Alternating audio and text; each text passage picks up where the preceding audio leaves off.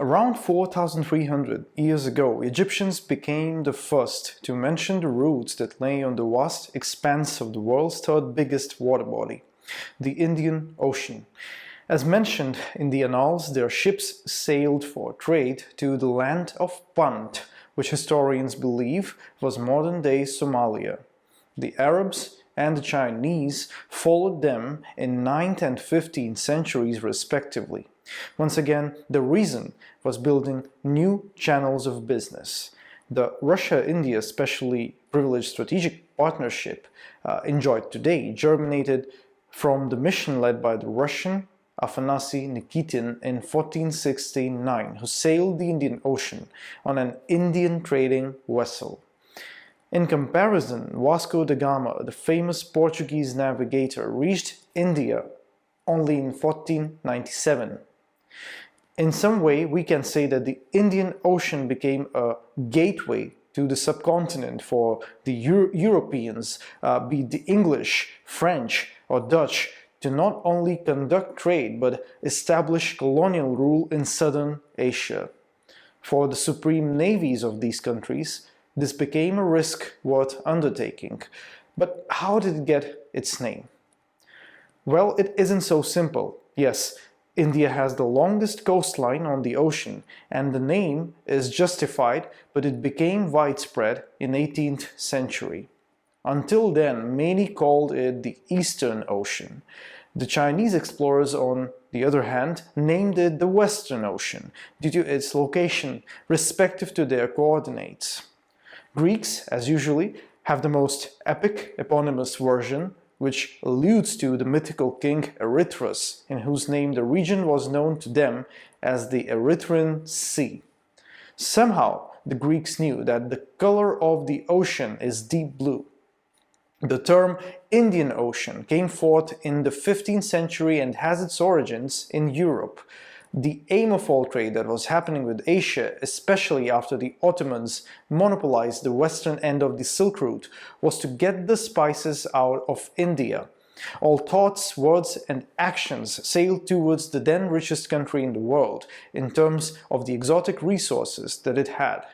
Not only India, but even near-lying kingdoms, including land masses belonging to today's Southeastern Asian countries, were collectively termed as Greater India.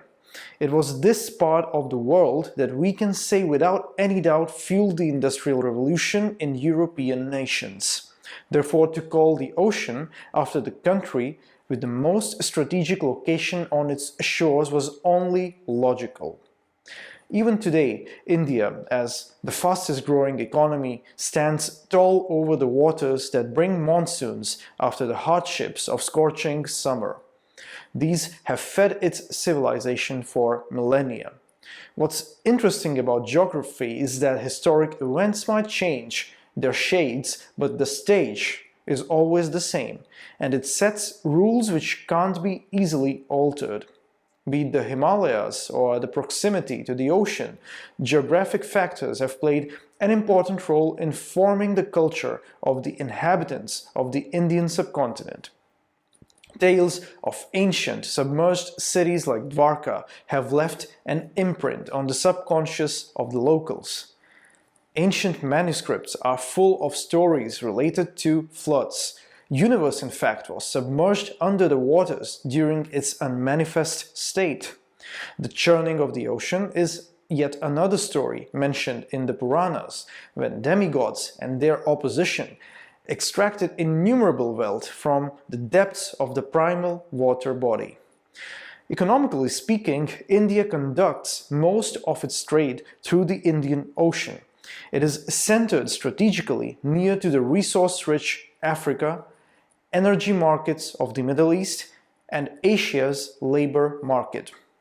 Around 2.7 billion people live in countries that are located on this geopolitically crucial stage. As of today, 60% of the world's oil shipments and 70% of all container traffic floats on these waters. Countries located far away from South Asia, like USA and France, are looking to engage more actively with the Indian Ocean family.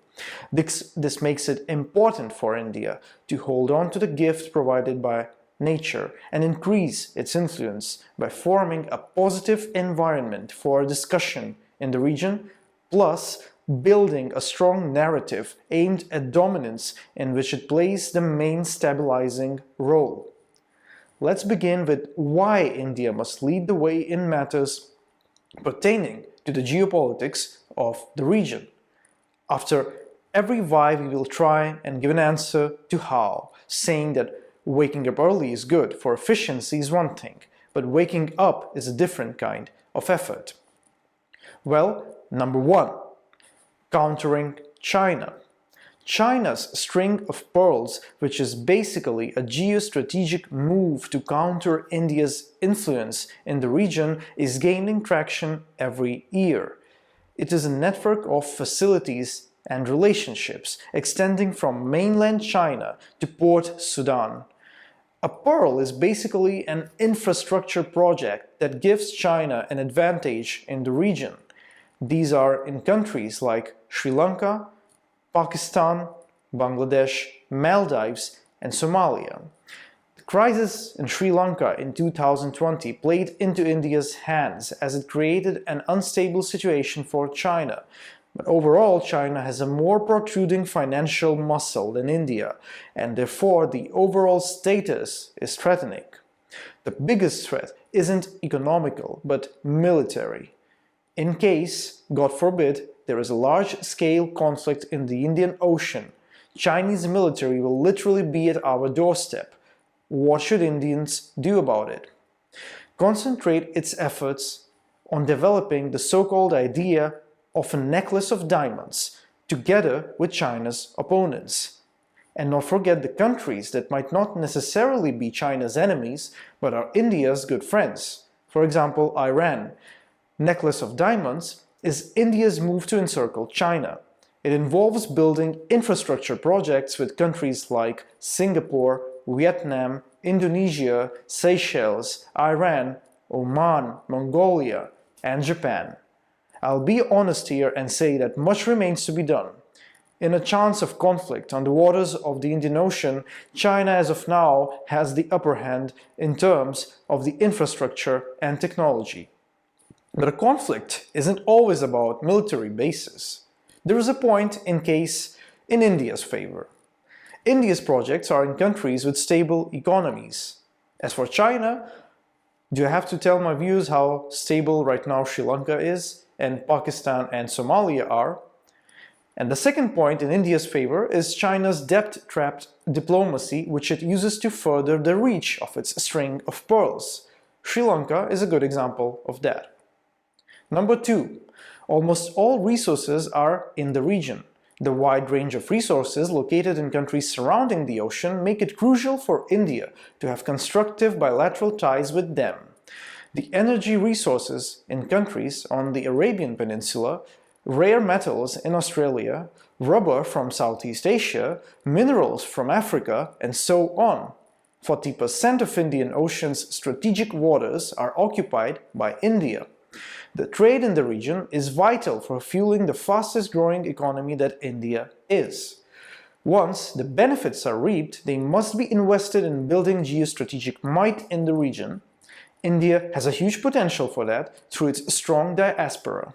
In addition, India should leverage its cultural clout and the region's apprehension to China. The geoeconomics isn't only about choke points, it is about building strong relationships.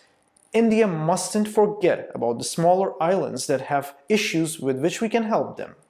I'm speaking of Mauritius, Seychelles, and Maldives. India must engage in forming economic alliances that have regular discussions and are led by not only geopolitical experts, but also business community. An example of this could be the Trilateral Development Corporation. Reason number three. The region's increasing geostrategic importance. It's not only about nations near to the ocean. Countries like USA and France are using their economic might to counter China in the region. They're also focusing on integrating into the network that has been historically sustained by India. The US dominance decreased sharply after the end of Cold War, but is once again gaining traction in the light of ongoing trade wars with China. The Americans are comprehending the vitality that could be gained by financially controlling the small island nations. India, as a key geostrategic player in the region, could extract a lot of benefits by initiating, formalizing, and executing mutually beneficial agreements with rich nations, for whom the region becomes equally valuable. India could and should make it a point to lead the way in matters pertaining to economic and military security in the region due to its vital location. This is how the stage will be set for our country to project its influence towards the fastest growing economies of the region. As an Indian living in Russia, I would like to say that the enhancement of the existing strategic partnership between our countries has Indian Ocean as one of its vital elements. There is much to gain for India in terms of cooperation with Russia in the Arctic region. Arctic is no less crucial for Indian interests. I would end today's video by quoting one leading maritime exponent of the past. Whoever controls the Indian Ocean dominates Asia. This ocean is the key to the 7 seas. In the 21st century, the destiny of the world will be decided on its waters.